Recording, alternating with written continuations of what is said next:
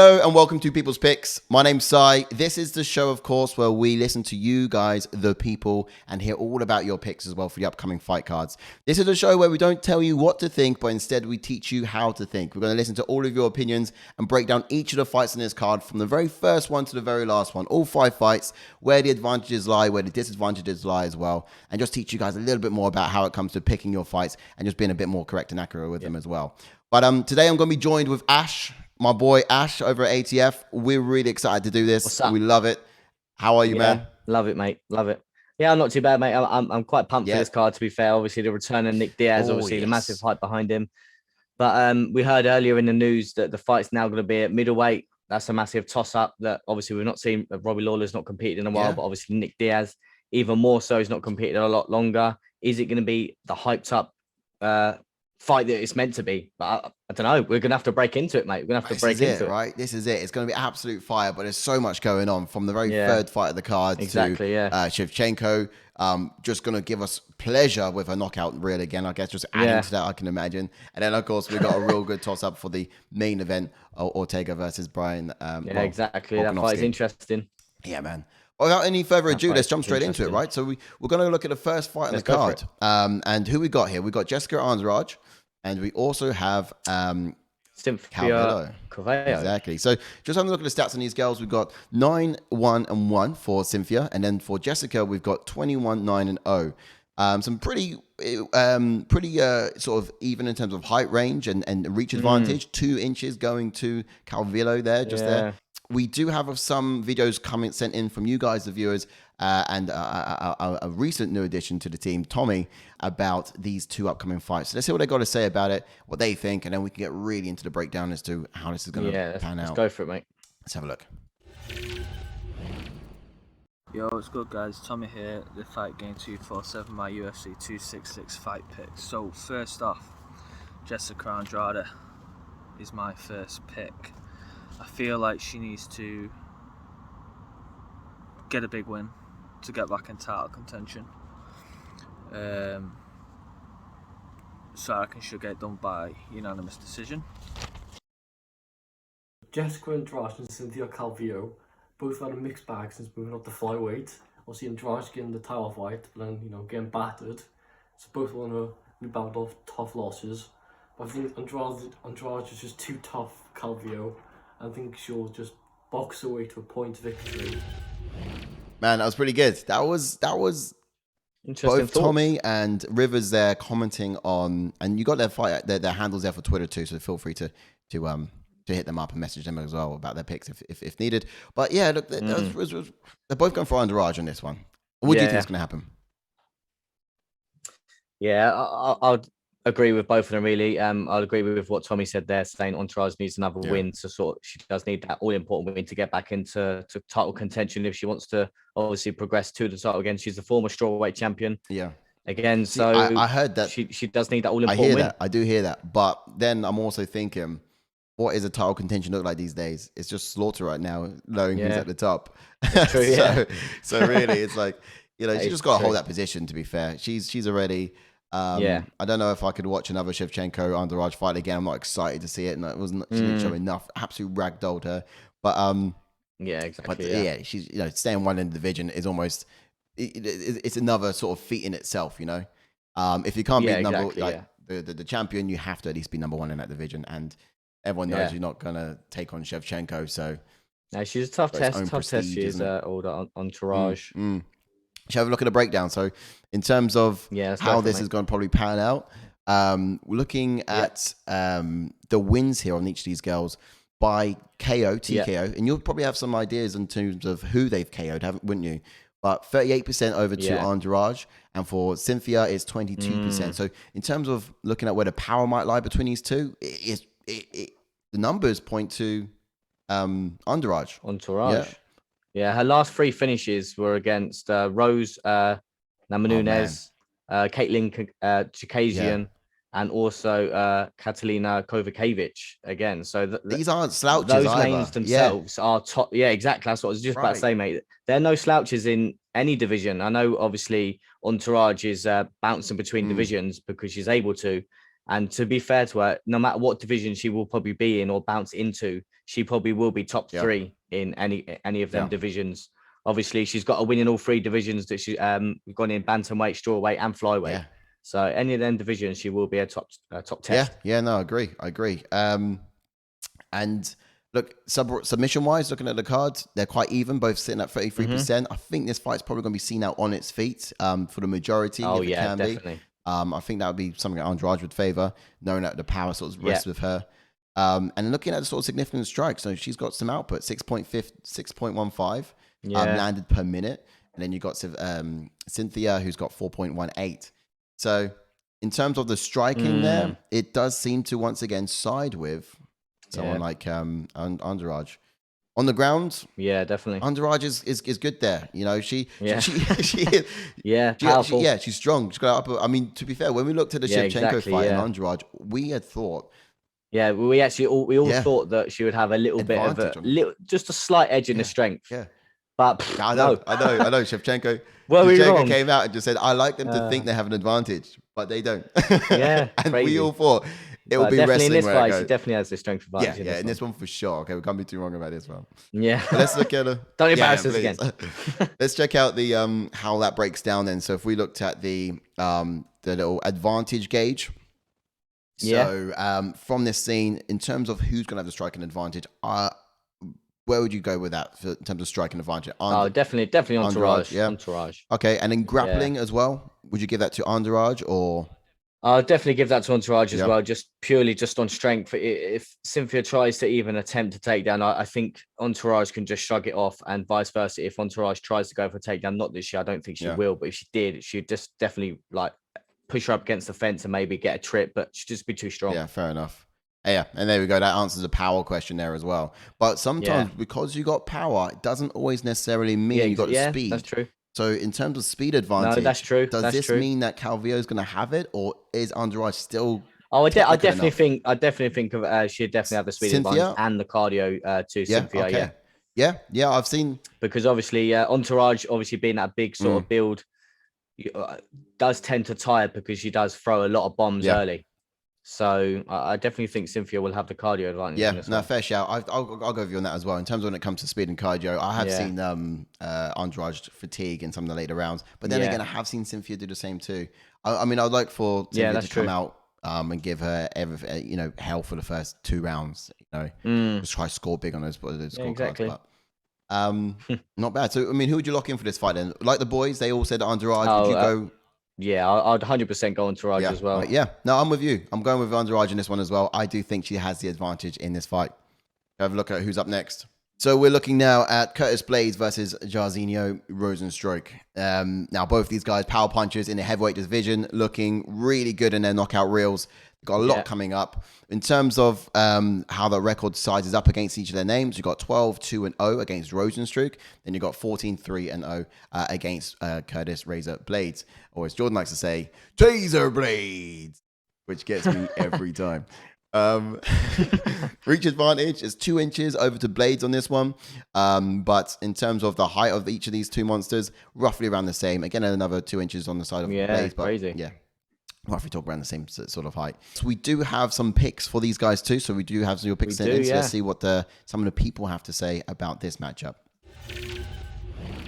Curtis Blaydes and JAIRZINHO Rozenstruik. Blaydes struggles against power punchers. We've seen that against Derek Lewis and Francis Ngannou. And I think Rozenstruik is just another power puncher looking to knock him out. And I think he'll do so in the second round.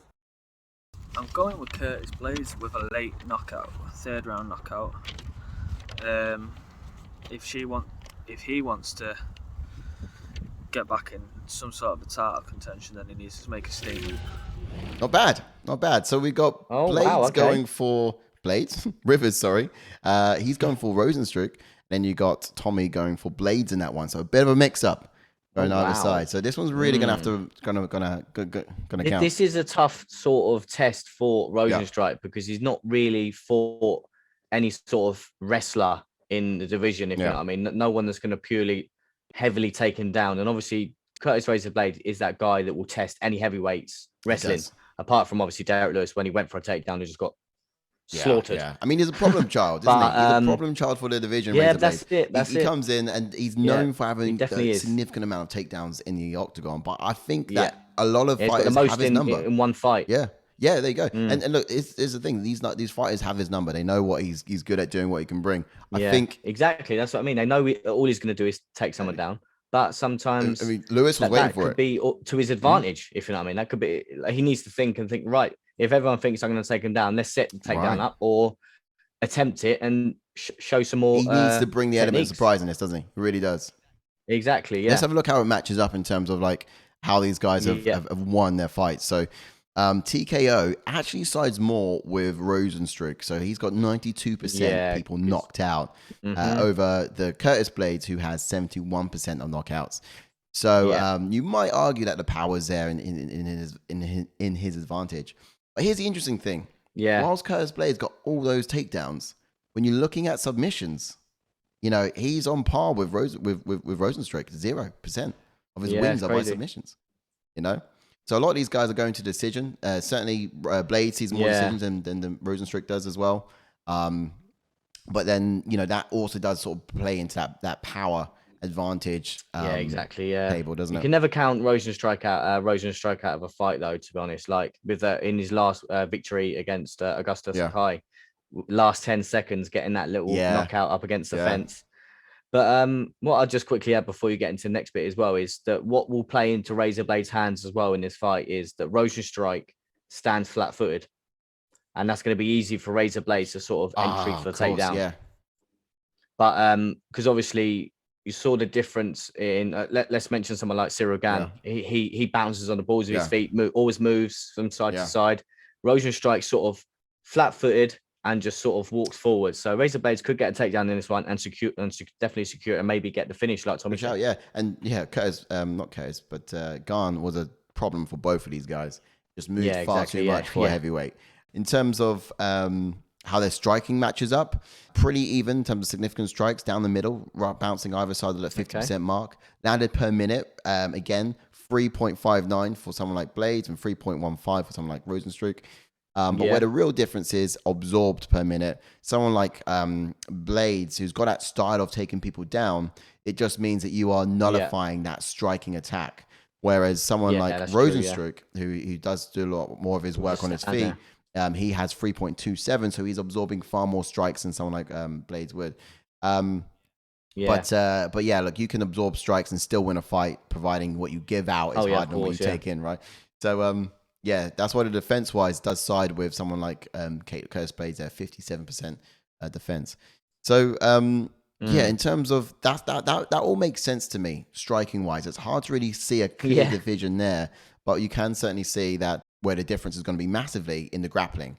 You know, it's 6.64 for Curtis Blades and then 0 for Rozenstruik.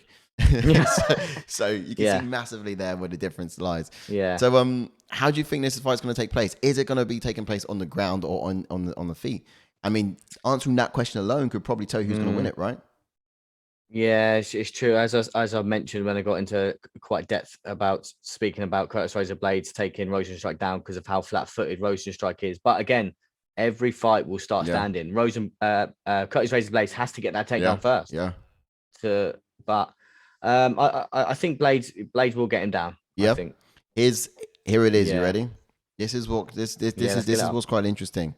We've got takedown accuracy, of course, none for Rozenstruik, who doesn't really attempt him.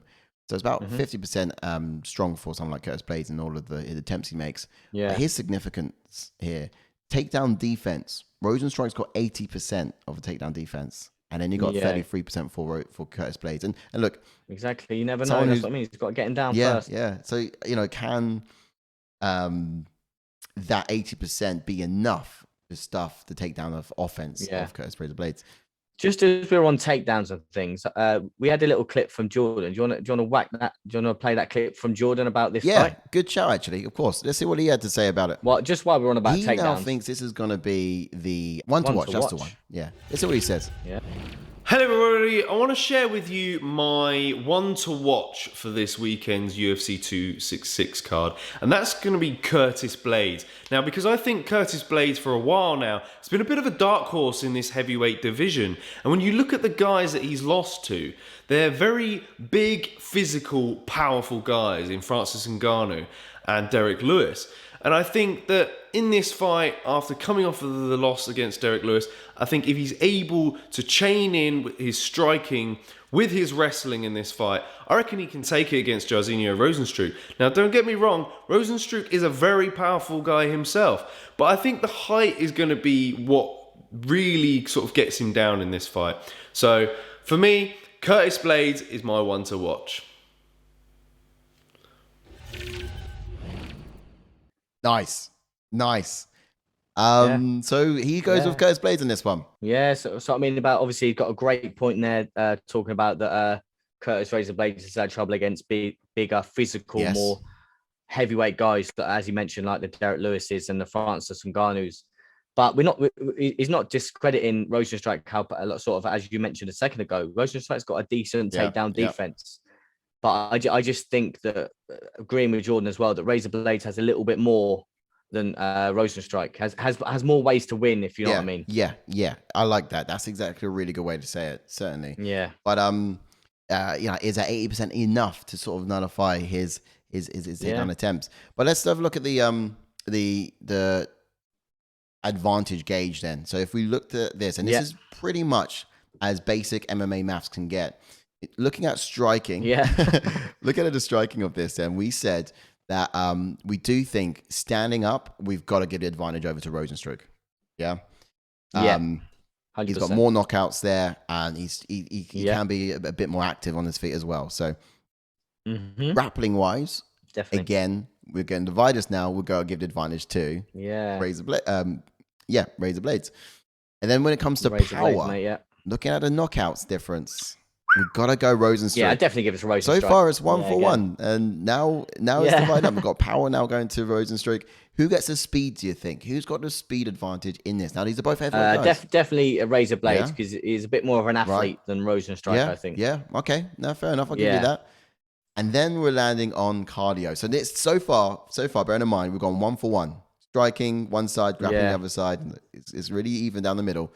Who takes cardio? Who does the tiebreaker? Ooh, it's a tough one, really, because obviously in not Rozenstruik's last fight, but the fight before that against Game, he did tire in that fight. But that could have been because of the amount of strikes the Game was landing on him, and he didn't really have an answer for it. But he did tire in that fight. But Razor Blaydes has been in 5-round fights before. Three round sort of fights. He's gone the distance a lot. He's gone to decisions a lot more than Rozenstruik. So I would kind of tend to give the cardio to Curtis Razor Blaydes, purely because he does a lot more as well and can still continue to push the pace, because he will push the pace in this fight. Yeah, that's a fair point. So he does take it slightly on the scales then, and when it comes to looking at, but it's fairly evenly matched. And I think one of the big questions for me, in order to really call this one, the big question for me is, is Rozenstruik's defense going to be enough to stuff the attempts of the Blaydes? That would be the order. That's all he needs to do, to be fair. Like we said, he's got the striking advantage, the power advantage. Striking sort of knockout power. He just needs to stuff a couple of takedowns, and that will do him so much good. Agreed. Good stuffing a couple of takedowns. So who would you give this one to? But me saying that, I'm going to go with Curtis Razor Blaydes. As I said earlier, he's got a lot more to offer, a lot more tools in his game to win this fight, rather than just standing there and striking. That one in, nice. Classic grappler versus striker matchup, which we always love to see. But let's get into what's next, and this one's quite exciting. Now, we all love this one. We're talking about now the Nick Diaz versus Robbie Lawler. Just look how old that picture is on UFC website. Look how old it is. These are legends of old. I mean, what the stories you tell your children. It's crazy. These are the boogeymen that crawl out of them. Have been around. Yeah. 2003, these guys have been in the UFC. Obviously, I think, I can't remember if it was Nick or Robbie Lawler was in there 1 year earlier, but we say 2003. When I last thought, 2003 how old was Nick? He was 20 and Robbie was 22. Crazy. Man.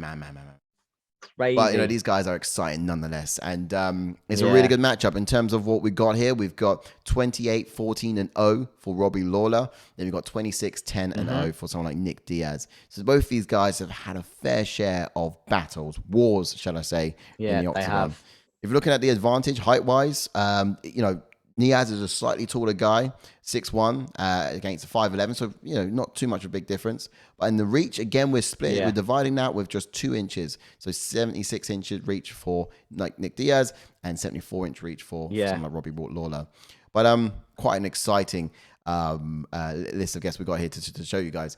So first of all, we've got, of course, Tommy wanted to say something, and we also had Rivers chime in. But again, Eryk Anders and the Nathaniel Woods also had something to say here too. So check out this content, and then we'll see right back here to break down who we think will be taking this one away. But here's what the people say. I think this hype train is going to get derailed, and I'm going Robbie Lawler by decision.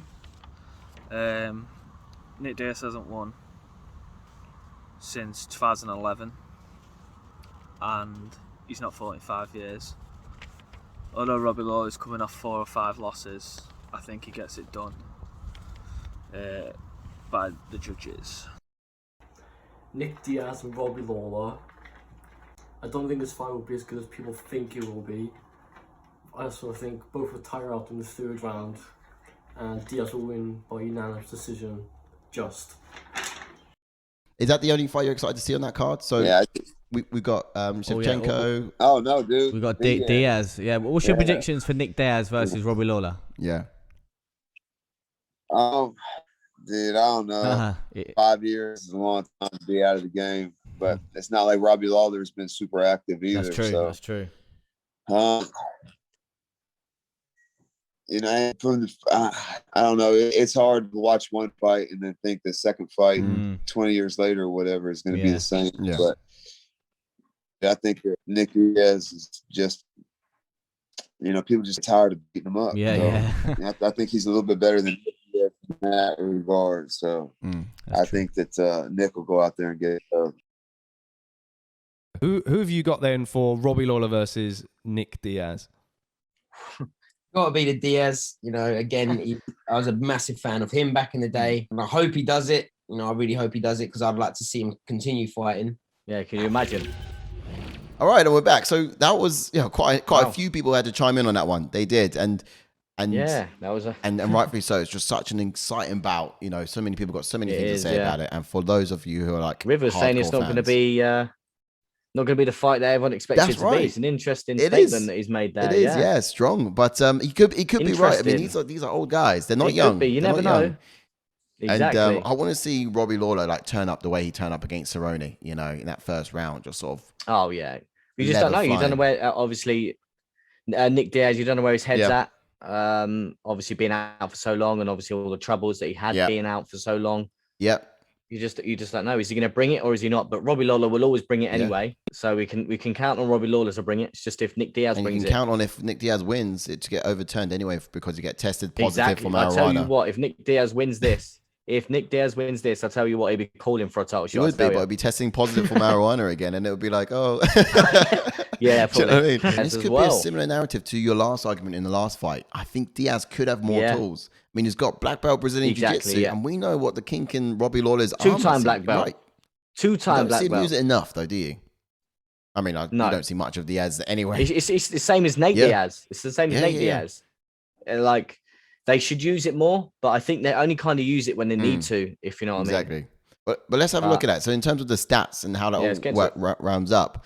So we are not really populated stats-wise on the UFC for Nick Diaz, mainly because he's been out for so long. So he's got rid of his stats because he's been out for so long. Exactly. He's got KOs on his record, but rest assured, it's not 0%. He's got substance. It's not 0%. You know, this guy's a fighter. He's a warrior. So if you don't know about Nick Diaz from of old, these numbers are not ones to go by in this particular scenario. But we can gauge some of the significant strikes. So we can look at this. Landed per minute, 5.43 for someone like Nick Diaz. And then for Robbie Lawler, it's 3.5. So it's a little bit less on his side opposed to Diaz's. But when you look at significant strikes landed, they're pretty much straight down the middle. You know, 42% 45% separating each of these guys.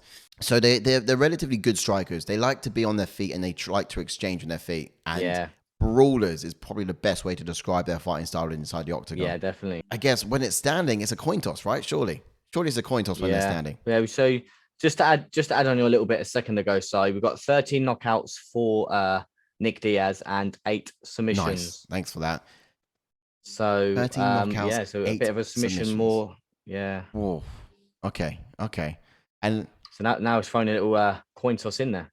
It is a bit, isn't it? Yeah. And what do you reckon in terms of like how this is going to be seen out? So when it comes to striking, it's hard to really give an advantage to either of these over the other. They're both really good. Yeah, because they both have their own little sort of ways of dealing with their opponents standing wise. Because I think Rob Lawler's definitely evolved from their first fight, and obviously same with Nick Diaz. But Rob Lawler's a lot more patient than he used to be. But I think volume is what Nick Diaz throws more than Lawler. Nick Diaz will throw a lot more volume than Lawler. Lawler's probably will have the power, definitely have the knockout power advantage, I think. But just the precision and volume of strikes from Nick Diaz could get in the W. And do you think Diaz could mix anything else into his fighting game this weekend? So if we look at grappling here, we can see there's a clear weakness for Robbie Lawler. Yeah. 0.68 takedown average, and there's 1.32 exactly. His last couple of fights, he's been taken down a lot. Obviously, he has. And where he saw big success with Cerrone, Cerrone saw his success in that fight as it came to decision on the ground. That's how he sort of weathered the storm, mitigated those strikes, and got the upper hand in it. Well, still lost, but of course. Yeah. It's how he came back. Do you think that Diaz is going to use more of his takedowns? And ground game this is similar to the last one, as I mentioned about Curtis Razor Blades having more tools to win the fight. Nick Diaz has a lot more tools to win this fight than Robbie Lawler. And will he use them? Is he going to use them? I don't know. I really don't know, because in his fights he will always start standing. He likes to strike. That's what I mean, and he's good at it because of the amount of volume that he throws, the accuracy that he has. Obviously, he throws a lot of body shots, which some fighters don't do, which is great. That I love to see people throw body shots that will pay dividends in the later rounds, as this one still is a 5-round fight. The people still forget it's a 5-round fight. Nick Diaz, crazy. I don't know if he will mix in his takedowns or not. Like you just mentioned, will he, won't he? I don't know. We won't know until it happens. It's so hard to say as well when someone's not fought for so long. You don't really know whether you're going to get like a vintage. Exactly. You could have a completely new game plan. He could just take him down straight away. But I guess you got to follow social media to see how he's getting on, and he does look in good shape. Exactly. Yeah. Things being said, but let's have a look at that gauge then in terms of how this sizes up. Let's get it up, grappling wise, well, strength wise, and let's find out where these advantages sort of sit. So first of all, striking. I gotta give it to both of these guys. I can't really give it to one in particular. Yeah. Grappling. I've got to go. Grappling a bit, Nick Diaz. Grappling advantage on this one, right? Power. We all thought Robbie, in the first time they met, that Robbie had the knockout power. No one expected Diaz to win the way he won. So, no, he has surprised us. And remind me again of those knockouts. Diaz has got 13 knockouts. I'll definitely give the power to Robbie Lawler, but I think sometimes like the strike that he landed on Lawler to knock him out wasn't a power punch. It was sort of Robbie Lawler was swinging for the bleachers. Yeah. And when you put full strength into a punch, you get caught with it was like a little jab. Do you know what it was? He was coming forwards, wasn't he? So it was Robbie Lawler's momentum. He was leaning into the punch. If you know what I mean. Yeah. His momentum was added to that blow. Exactly. Really yeah. Okay. I definitely give the power to Lawler. Yeah. I'll go with that. I think it makes sense. Lawler with a power and speed advantage then. So Lawler, these guys are getting on in age. Not particularly fast anymore. They are. Although if I see the speed that when he fought Donald Cerrone, how long ago was that when the Donald Cerrone fight? I think it was like 3 or 4 fights ago. If he's as fast as he was in the first round of that, then I'll go get a speed advantage to Robbie Lawler because that was amazing. And again, it's really hard to say for someone you haven't seen fight in so long. Yeah, it's true. I'd agree with you. Agree with you there in that one. For Robbie. But cardio, Nick all day. Cardio goes to Nick Diaz all day long. Yeah. The athlete that he is. Okay. I don't know. Nick's quite quick when he gets his combos going, though. He is. He can be quite fast. It might be another coin toss, in fact, just like the striking, the speed. Yeah. But certainly for cardio, we've got to go with Nick on that one. Who are you calling for this one? How you locking it in? Mate, I don't know. I may upset a lot of people here. I might go Robbie Lawler in this one and agree with Tommy. I don't know why. I've just got a feeling. Obviously, I know both fighters have improved, but Robbie Lawler's improved massively as well. He has. He's been far more active. And like if Nick Diaz sort of gets in his head a little bit and starts jabbing him, starts hitting him, Robbie Lawler's going to be composed. I just don't know, because if Nick Diaz could it's something that you might not have thought of. Take him down. Or might have been playing in the back of your mind, but you haven't really clocked. But the fact that Robbie Lawler's coming off of how many losses now? 4 losses. Yeah, it's coming off like 4 losses. Yeah, it's like there is hunger and desire for him to get that win. Yeah, and plus obviously he's lost to Nick before. Exactly. So... Against someone like this, it would almost make the 4 losses irrelevant if he gets his win. At least in his mind. But yeah, I think I stick with my gut, and I did say Robbie Lawler, so I'm going to stick with Robbie Lawler. All right, nice one. Let's have a look at the girls. We are into the co-main event, and this is Valentina Shevchenko. Is there any point breaking this one down, mate? Do you know what? We could get through it in 30 seconds, I think. But it's a really good point. It's a really good point. We did have some comments in from people just saying how they think this is going to go. And we would be... Here's the only reason why I put it in, because we would be so embarrassed if we skip this entirely and then Lauren Murphy goes and gets a win. She's on what, a 5-win streak at the moment? Yeah, crazy. She's on a bit of a tear at the moment. And we'll have to look at what some of the people picks had said. Play one of those. But otherwise, in terms of the how this breaks down, you got 15-4-0 for Lauren Murphy. Then you got 21-3-0 for Valentina Shevchenko. Heights, they're around exactly the same height. There's no advantages there on either side. And reach falls exactly the same as well, 67-67. So no advantages there either side either. We do have some picks from people in terms of talking about what they think is going to happen. So let's quickly chime them in and see what they have to say. Valentina Shevchenko and Lauren Murphy. Shevchenko has been on a dominant run for the last 4 years, and I don't see that stopping anytime soon. Although Lauren Murphy is on a 5-fight win streak, I think Shevchenko will just ground the pound her way to victory in the 3rd round. I think it's a no-brainer who's winning this one, and we all agree that Lauren Murphy's getting a 1st round KO. There we go.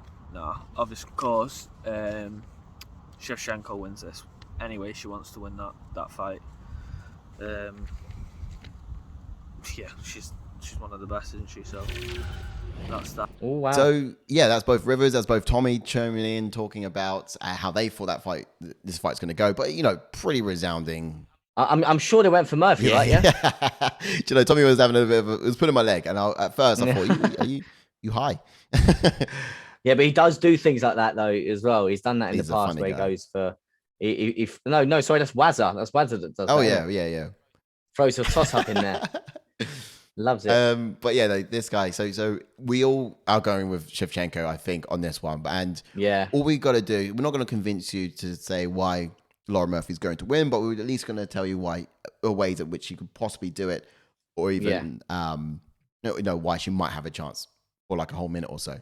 But let's have a look at how this adds up. So if you're looking at win by KO, TKO, now this is where MMA maths can sometimes be questioned. So these numbers say 53% for someone like Murphy and only 36% for Shevchenko. Looking at those numbers, you'll think, wow, crazy. Murphy's a knockout artist, and she's the one that's going to do it over Shevchenko. However, you got to then look the layer deeper at the talent of competition that you're fighting here. Yeah, exactly. How long has Shevchenko been at the top of her game, at division, if you like, and just going through the best of the best of prospects that the division has to offer? Yeah. Exactly. So, and it's even saying that the last fight that Laura Murphy fought was on the prelims as well, so it wasn't even on the main card. So that says something. Crazy. It says that they're trying to find people for Shevchenko. And they don't have anyone else. She's just getting through everyone. Then Amanda Nunes just making that happen somehow. Crazy. Submission-wise, 32% for Shevchenko, 7% over for Murphy. So she's good on the ground as well, Shevchenko, bear that in mind. And decisions, Murphy's seen more of them than Shevchenko has. Yeah, definitely she will. Now, significant strikes. In terms of the biggest difference here, absorbed, 4.25 for Murphy and 1.99 for Shevchenko. So in terms of crazy difference. she's a smarter fighter, Shevchenko, I would say. Yeah, exactly. She can work on the feet, on the ground. But Murphy's gritty. She would want to sort of get in there and sort of. She won't shy away from it, though. I'll give her that, though. And that's exactly what the numbers say in the end. The numbers just point to the fact that she's gritty. The fact you got 4.25 exactly absorbed per minute on strikes. You're in there. You're not giving anything free. You're taking one. You're giving one. Sort of thing, you know. Grappling wise, again, it does fall over to Shevchenko's side. 2.64. Takedown average over 1.16, and then of course takedown accuracy again siding with Shevchenko. And much more down below in terms of submission average as well, being more on the side of Shevchenko than it is for Murphy. I mean, that's a quick blitz through the sort of numbers of it, the MMA maths. And, you know, just knowing each of these fighters and knowing the ability of Shevchenko, you don't really need maths to do this equation.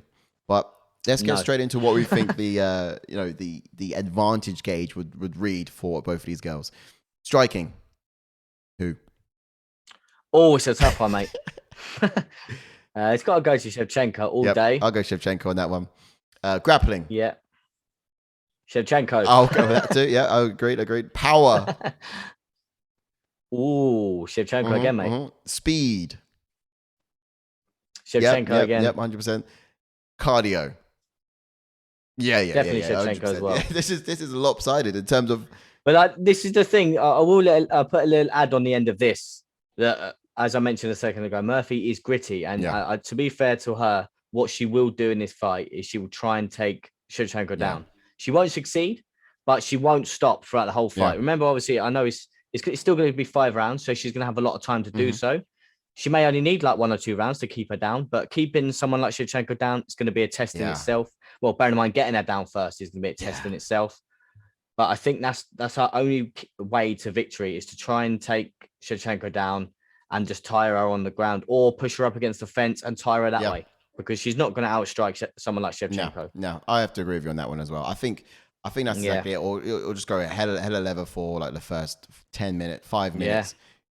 Or even she's that. not going to get out around. Like I said, after round 2, the cardio and everything else, her chances get a lot slimmer. You know. Exactly. But I'm with you on that one. Yeah, Shevchenko TKO win on this one for me. Yep. We are looking right now at Alexander Volkanovski versus Brian Ortega. Now, much to be said about these two guys. 2 City. 15-1 for Ortega, 22-1 for Alexander Volkanovski. Now, height advantage, looking around the same sort of height, we've got 5'8" for Ortega and 5'6" for Volkanovski. Reach advantage, now we've got 69 inches for Ortega and 71.5 inches for Volkanovski. So Volkanovski does have the advantage just slightly in terms of the reach between the two.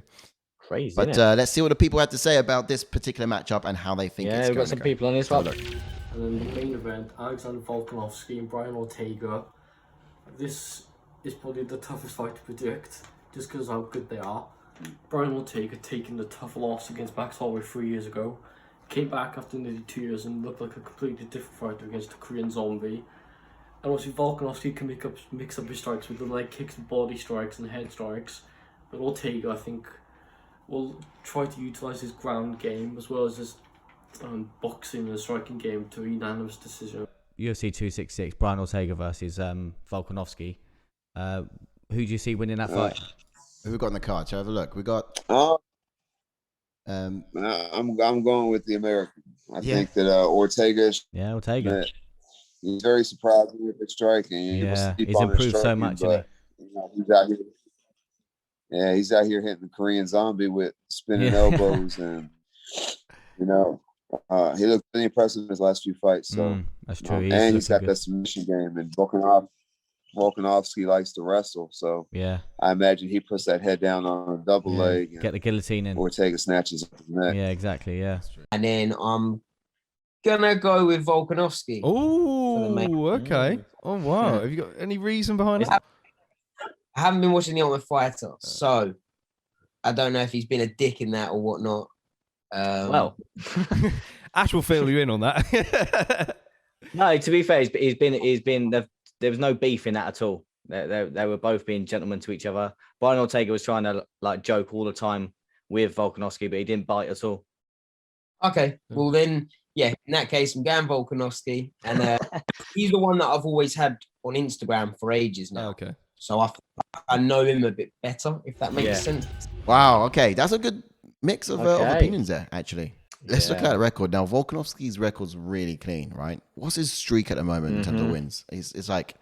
I think he's on like a 19 or 20 win streak at the moment. Yeah. The guy, yeah. It's hard to sort of bet against someone like Volkanovski because the guy, like, obviously beat Max Holloway twice. People may think that he didn't and may toss it up, but definitely he did beat outstruck someone like Max Holloway as well. So that's crazy in itself. It was impressive, really impressive performance, and it was so close. It was a split decision, and it was a tough fight, a great fight. Let's look at some of the numbers, shall we? Yeah, so 20 fight win streak. 25. Sorry. Wow. Yeah, no, 20 fights. Gotcha. Sorry. No, that's right.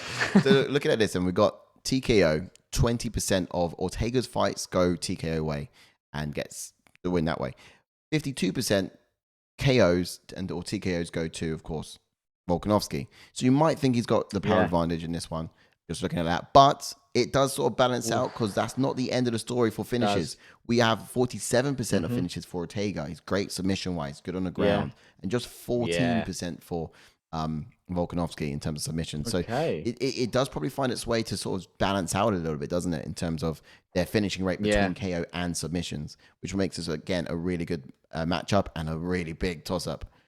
So, and then, of course, it's dead even for decisions as well. So these guys are pretty much on par, I'd say. Yeah, they are, Let's go a level deeper. So if we're looking at strikes then, significant strikes, it points to 6.02 for Volkanovski and 4.29 for Ortega. So it suggests that Volkanovski is more of an active striker. He's so active. He will throw a lot of strikes.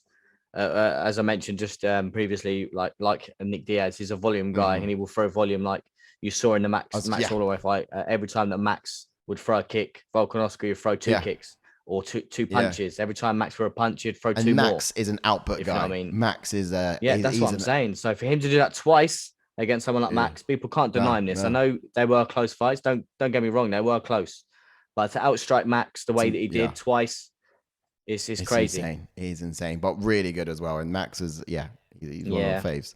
So significant strikes as well in terms of accuracy, 55% there for Volkanovski, quite clinical striker, and 38% for Ortega.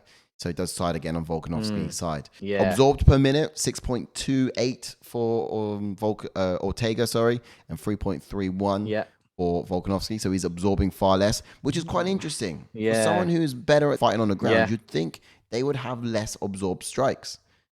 Yeah, it's true. I thought, to be fair, I think half of that for Ortega is the Max Holloway fight because he took so many punches in that Max Holloway fight. I can guarantee you half of that, or if not more than half of that, is probably the Max Holloway fight when Max Holloway pieced up Ortega. Thanks, Max Holloway. You've literally single-handedly just like ruined Ortega's stats. Crazy. Amazing. And let's take a look at grappling then, right? So in terms of takedown average, we're going with Volkanovski 2.029. Yeah, he's quite takedown. He's wrestling background, and so he's got a good takedowns in his arsenal as well. Exactly, and only just 0.8 for Ortega. So I mean, immediately, it doesn't really take people down. I think it's more such that he will jump on a submission and he will either end up on his back with like a triangle choke or a guillotine or anything like that. Yeah. More so than him taking someone down. Yeah. And it seems to say here much to that same thing. In terms of takedown defense, Ortega's got 56%, but also you got Volkanovski with 72%. And submission. Yeah, he's got great takedown defense, Volkanovski. Yeah. So the story of this particular page here, it does say that whilst the takedown can be on the side of someone like Volkanovski, who does more with that sort of position, it's definitely Ortega. Submission average 1.02 and 0.33 for going the other way. So that's what that looks like. That's what the math says. That's what I mean. If Volkanovski tries to wrestle with Ortega, is he gonna sink in that guillotine? You just don't know. Yeah. Like, and would Ortega welcome being taken to the mat if Volkanovski initiates? Yeah, of course he would. All day long. To take down. He would all day long. He probably would pull guard for it. Yeah. To be honest. Yeah, something like Ortega would welcome because he knows he can do so much more down the ground. Yeah, exactly. Provided he doesn't get nullified by the overwhelming top pressure from Volkanovski, where he can't actually get anything off. Because Volkanovski will put the pressure on him, mate. Like you said, great point. Yeah. But let's have a look at the advantage gauge then. Let's see how it looks in terms of the very black and white MMA maths that we can sort of draw up here. Yeah. Striking. I've got to go with Volkanovski for that one. Yep, same. I've got to go with Volkanovski in this one as well, because I think that he's a little bit ahead of Ortega, because Ortega's striking's improving fight by fight, because you could see the difference in the Max Holloway loss when he lost to Max Holloway to then when he beat the Korean Zombie. Like, his striking has improved, but it's not as improved as Volkanovski is at the moment. No, I absolutely love that. And I think that we should probably have, amongst these little sort of gauges, we should have Max Holloway in the middle as well. So how did you perform against Max Holloway? Because that is a really good measuring stick, isn't it? Yeah. Just looking at that, you can say, okay. It's crazy, because obviously Max Holloway pieced up Ortega, but then Volkanovski sort of beat Holloway. So absolutely, 100%. And then you got grappling wise. Now this is quite a difficult one to call, because you got this one definitely is difficult. Submissions. Yeah, exactly. So how's it going to go? So takedown wise, it would be Volkanovski. But if they do get up against a fence and it's sort of grappling and this, then, or they get in a clinch or anything like that, then it's going to be Ortega all day long, because he will just grab on your neck like anything. But if he's just like, they're both in the middle of the octagon, center of the octagon, and Volkanovski goes for a takedown, he may get the takedown. By all means, he might get the takedown. But I think Ortega just knows how to stuff the takedown, or he will just grab on your neck to sort of stop the takedown itself. Here's what I would do for this one. I would probably give it to both of them. Would you be against that? Yeah. No, not at all, because obviously we've seen in the past, obviously Volkanovski take guys down, and then we've seen people try and take down Brian Ortega, but then getting their getting their neck sort of tightened up with that guillotine, like even up against a fence. Against Cobb Swanson, just out of nowhere, grabbed his neck, done, guillotine, submission, done. Yeah, absolutely. Okay, yeah, that's the one. And look, I think how to sort of better determine what happens on the ground. We're going to the next point: power. Who's going to have the power advantage? Now, I'd say Volkanovski in this one. I would too. I was saying that Volkanovski's got a power advantage already, would suggest that if he does take it down to the ground, it's going to be difficult for Ortega to do anything with that. Yeah, being on the bottom. That's true. So that is true. Speed advantage. Again, I've got to use Holloway as a yardstick here. Measuring up against what I'd say how they both performed against Holloway. Volkanovski certainly showed far more speed just to keep up. 100%. Yeah, exactly. And then cardio. Who gets that? Volkanovski as well. I'm using the Holloway fight once again. Because his output is insane. Like, he puts the pressure on. Again, as I said, his volume guy throws a lot of strikes. Obviously, if Ortega throws one, Volkanovski will throw a couple more, 1, 2, 3, even 4 more. Go all the way through. So yeah, definitely Volkanovski on cardio. Who did more championship rounds here? It would be Volkanovski as well. Yeah, because he's fought 5 rounds twice with Max. Yeah. Okay, well, I think that says it. So if you're looking at the very bare Batum in terms of the MMA maths and how this sort of sizes up, we are leaning towards Volkanovski on this. Now, in terms of how you're going to lock the fight in, are you putting it down to chance that Ortega is going to find that lucky submission, or are you going exactly you couldn't have said it better. You couldn't have said it better, to be honest, mate. Because like Volkanovski is going to put the pressure on from the off. He's going to throw more strikes than Ortega. It's just if Volkanovski tries to grapple or wrestle with Ortega, and Ortega can sink in a submission or anything like that. And it's if Brian Ortega tries to wrestle with Volkanovski, which not many people have tried to wrestle with Volkanovski. I'm sticking with my pick, and I'm gonna stick with Volkanovski in this one. Volkanovski, yeah. Okay. Yeah. I go with that as well. I mean, I think Volkanovski is going to be strong in this because he's sort of ticking all the boxes in terms of the MMA maths. Yeah. Ortega's, there's a chance he could win it as well. It's not like a clean win. It's still. Oh yeah, of course. We looked at the striking. I just don't think he can outstrike someone because obviously he got as we said a second ago a couple of times. Volkanovski outstruck Max. Max outstruck Ortega. How long ago was that? So and has Ortega improved? Yeah, no. To be fair, obviously, you're spot on with that as well. Obviously, Ortega's improved, Volkanovski's improved both fights. So you just don't know. But I just think that Volkanovski is going to throw more than Ortega. Yeah, definitely. I'll go with that. Decent. It's going to be a really good fight nonetheless, and I'm excited to see it. All 3 of those cards, or those fights on the back end of this card, even 4, 5. Crazy. The whole main card. The whole card is really crazy. Absolutely. Yeah, I can't wait to see it. And for those of you guys, thanks for coming and joining us for this People Pick Show. If you want to be on our next People Pick Show, feel free to follow the link in the description, the email address, and submit your picks for the next UFC pay-per-view card. So bear in mind, we do this for the pay-per-view cards. And then, of course, you'll be able to get your say in on this channel as well. And this is not about telling you what to think. Again, it's teaching you guys how to think when it comes to looking at the MMA maths and looking at who's got the advantages in certain areas and what the chances are like for these guys to be winning these bouts. And don't forget to join us also for the watch along show, because that is yet to come. So we'll be don't miss that. Don't miss us. We'll be live for it. Yeah, join us for it. Don't watch these events on your own. Time on into our YouTube channel. Against the Fence, and you'll see us Saturday night in full coverage of this. Sunday morning, I guess, for some of you guys in the UK. That's it. So just quickly as well, obviously you saw in a couple of the picks there, you saw that Nathaniel Wood was in some of them, and also Eryk Anders was in some of them. Again, we've had a Q&A with both of them, so do check them out on the channel. All right, guys. I'm Sai. This is Ash. And remember, if you're obsessed with the UFC, this is the place to be. Then this is the place to be. Amazing. Take care all and enjoy.